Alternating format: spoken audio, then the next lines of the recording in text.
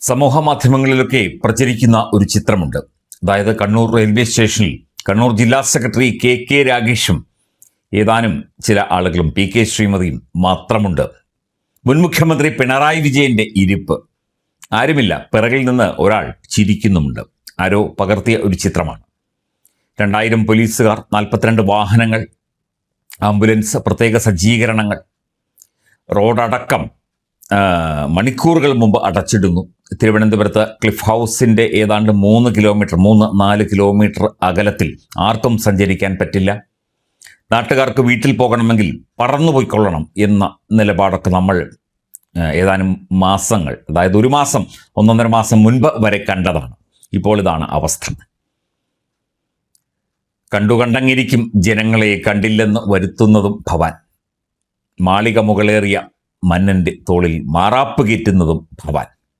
പൂന്താനം നമ്പൂതിരിയുടെ ജ്ഞാനപ്പാനയിലെ ചില വരികൾ ഓർമ്മ വരുന്നു. ഇത്രയേ ഉള്ളൂ മനുഷ്യൻ്റെ കാര്യം.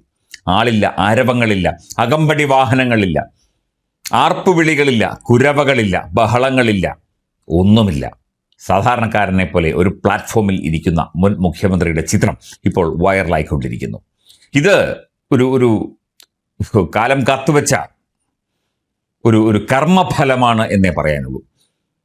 പ്രതിപക്ഷ നേതാവ് ഇദ്ദേഹം ആകണം എന്ന് തീരുമാനിച്ചു.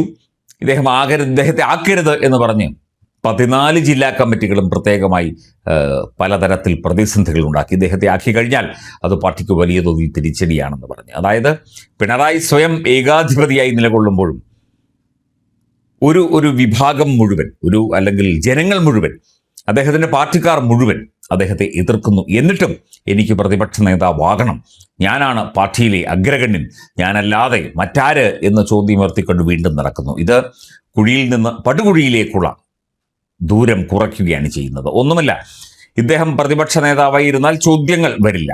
അതായത് ഇദ്ദേഹം ഏകാധിപതിയാണ്. നമ്മൾ ഈ ഒരു കാര്യം നേരത്തെയും പറഞ്ഞിരുന്നു. KN ബാലഗോപാലിനെ ആക്കി കഴിഞ്ഞാൽ പിന്നീട് PA മുഹമ്മദ് റിയാസിനെ ആക്കാൻ പറ്റില്ല. ഇപ്പോൾ മുഹമ്മദ് റിയാസിനെ കേന്ദ്ര കമ്മിറ്റിയിൽ എടുപ്പിച്ചിട്ട് ഇദ്ദേഹം കഴിഞ്ഞിട്ട് ഉടനെ കേന്ദ്ര കമ്മിറ്റി അംഗം എന്നുള്ള നിലയ്ക്ക് റിയാസിനെ, മരുമകനെ കൊണ്ടുവരാൻ ഉള്ള പരിപാടിയാണ് ഇത് എന്ന് അരിയാഹാരം കഴിക്കുന്ന ആർക്കും മനസ്സിലാകും. അപ്പോൾ ആളും ആരവങ്ങളുമില്ലാതെ ഇനിയും നമുക്ക് കാണാം. ഒരുപാട് പ്രാവശ്യം ഇനിയും കാണേണ്ടി വരും. പക്ഷെ ഓർക്കുക, ഒരു പാർട്ടിയെ, ഒരു ജനവിഭാഗത്തെ, ഒരു പ്രത്യയശാസ്ത്രത്തിൽ വിശ്വസിക്കുന്നവരെ, സഖാക്കൾ എന്ന് പറയുന്ന ഒരു വിഭാഗത്തെ ഒക്കെ തന്നെ വഞ്ചിച്ചും ഒതുക്കിയും തകർത്തും ചതിച്ചും ഒക്കെയാണ് നിങ്ങൾ ഈ കണ്ണൂർ റെയിൽവേ സ്റ്റേഷനിൽ ഇങ്ങനെ ഞെളിഞ്ഞിരിക്കുന്നത് എന്നുള്ള കാര്യം പിണറായി സഖാവ് ഓർക്കില്ല. ഓർത്താലും പ്രത്യേകിച്ച് ഗുണമൊന്നും ഇനിയില്ല. ഓർക്കുക, അത്രയേ ഉള്ളൂ.